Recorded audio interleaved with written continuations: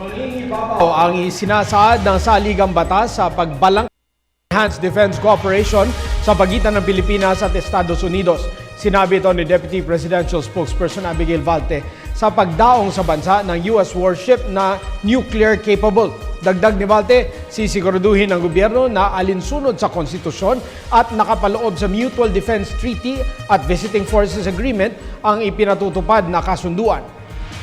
And we've been explicit, and the panel is very cognizant of this, that whatever negotiations take place, any agreements reached will have to be under the ambit of the 1987 Constitution, as well as the existing framework of the MDT, as well as the VFA. So does that mean there will be ships that are known to be nuclear capable? You have to draw the distinction between nuclear capable as those carrying nuclear weapons, because the distinction is very obvious in the Constitution. So to this